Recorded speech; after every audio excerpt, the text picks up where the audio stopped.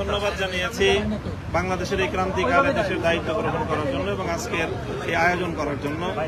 তারপরে আমরা প্রত্যেকটি দল যার যার পক্ষ থেকে আমরা নির্দিষ্ট আমাদের প্রস্তাবনা, সংস্কার প্রস্তাবনা আমরা উপস্থাপন করেছি। সেখানে মৌলিকভাবে যে প্রস্তাবনাগুলো এসেছে তার মধ্যে বড় একটি হলো নির্বাচন ব্যবস্থার সংস্কার, নির্বাচন কমিশন সহ যাবতীয় বৈষম্যমূলক এবং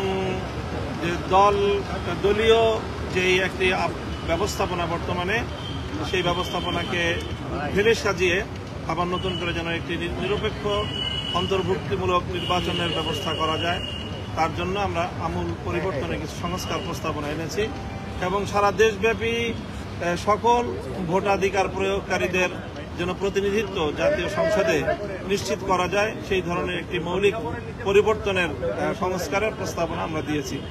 বর্তমান যে বিদ্যমান যে নির্বাচনী ব্যবস্থা রয়েছে তাতে দেখা যায় যে সর্বোচ্চ 30 থেকে 35% মানুষের প্রতিনিধিত্ব, ভোটারদের প্রতিনিধিত্ব জাতীয় সংসদে থাকে। যারা বিভিন্ন আসনে পাশ করতেছে তারাও দেখা যায় যে তাদের বিপক্ষে ভোটদানকারী ভোটারের সংখ্যাই বেশি তার পক্ষে ভোটদানকারীর চেয়ে। কাজে এই ব্যবস্থাটির আমূল সংস্কার এনে যেন এমন একটি ব্যবস্থা হয় যাতে ম্যাক্সিমাম এবং সকল ভোটাধিকার প্রয়োগকারীদেরই প্রতিনিধিত্ব কোনো না কোনোভাবে যেন জাতীয় সংসদে নিশ্চিত করা যায়। এছাড়াও বিচার বিভাগ, শিক্ষা বিভাগ এবং প্রশাসনে আমূল পরিবর্তনের, প্রশাসনের মধ্যে দেশের মধ্যে যে বিশেষ করে যে এককেন্দ্রিক যে প্রধানমন্ত্রী কেন্দ্রিক যে ক্ষমতা কক্ষিগত করে রাখার যে একটি আয়োজন, যেখান থেকেই মূলত স্বৈরতন্ত্রের উদ্ভব, সেই জায়গাটায় যেন ভারসাম্য তৈরি করা হয় সাংবিধানিক প্রস্তাবনা আনার প্রস্তাব করা হয়েছে।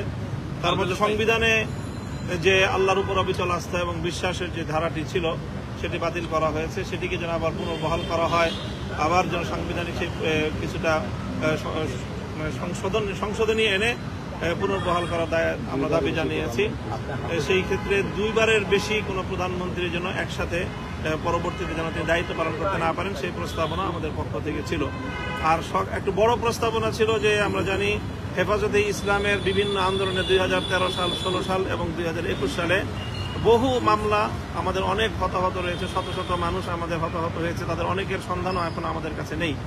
আমরা সেই ব্যাপারে সহযোগিতা চেয়েছি যেন আমাদের সকল শহীদদের এবং নিখোঁজ মানুষদের কোনো একটি নিরপেক্ষ সুন্দর একটি প্রতিবেদন যেন আমাদের সামনে আসতে পারে এবং সকল হত্যাকাণ্ডের যেন বিচারের ব্যবস্থা, বিশেষ করে ট্রাইব্যুনাল গঠন করে হলেও দ্রুত বিচারের ব্যবস্থার যেন লেন্দি কোনো প্রক্রিয়া যেন না যায়, অতি দ্রুত সেই বিচারের ব্যবস্থায়, বিচারের আওতায় যারা মূলত দায়ী এবং তাদেরকে যারা নির্দেশদাতা যারা সংশ্লিষ্ট ছিল তাদের সকলের জন্য বিচারের একটা আয়োজন করা যায়, সে ব্যাপারেও আমরা দাবি জানিয়েছি।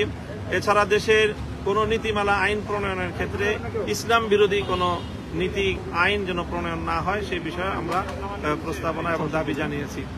এবং হেফাজতে ইসলামের সকল মামলাগুলো, প্রায় 3 শতাধিক মামলা দেশব্যাপী 2013 সাল থেকে 2021 সাল পর্যন্ত হেফাজতে ইসলামের নেতাকর্মীদের বিরুদ্ধে দায়ের হয়েছে, সেই মামলাগুলো যেন অতি দ্রুত একটি নির্বাহী আদেশের মাধ্যমে এবং আইনি প্রক্রিয়ার মাধ্যমে এটি যেন দ্রুত প্রত্যাহারের ব্যবস্থা হয় এবং সেটির জন্য আমরা 1 মাসের একটি সময় সীমা আমরা ওনার কাছ থেকে চেয়েছি যে 1 মাসের মধ্যেই যেন এই সকল মামলাগুলো যেন প্রত্যাহার করা হয়। তো মাননীয় প্রধান উপদেষ্টা আমাদের সকল দলের বক্তব্যগুলো খুব ধৈর্য সহকারে শুনেছেন এবং অত্যন্ত সৌহার্দ্যপূর্ণ আন্তরিক পরিবেশে আমাদের এই বৈঠক সম্পন্ন হয়েছে। তিনি আমাদের সকলকে ধন্যবাদ জানিয়েছেন এবং আগামী দিনে অন্তর্বর্তীকালীন সরকারকে রাষ্ট্র পরিচালনায় সহযোগিতা করার জন্য তিনি আহ্বান জানিয়েছেন এবং আমরা সেই আহ্বানে সাড়া দেওয়ার প্রত্যয় ব্যক্ত করেছি। সেই সাথে যেন একটি যৌক্তিক সময় নিয়ে সংস্কারগুলো করে তারপরে যেন অযথা কাল বিলম্ব না করে নির্বাচনের ব্যবস্থা যেন নির্বাচনের আয়োজন করেন সেই বিষয়টি আমরা বলেছি এবং মাননীয় প্রধান উপদেষ্টাও এই কথার সঙ্গে একমত পোষণ করেছেন যে প্রয়োজনীয় সংস্কারের পর কাল বিলম্ব না করে তারাও নির্বাচনের দিকে চলে যেতেই আগ্রহী এবং সেই ধরনের তারা প্রস্তুতি এবং তারা আয়োজন করছে। যৌক্তিক সময়টা কতদিনের?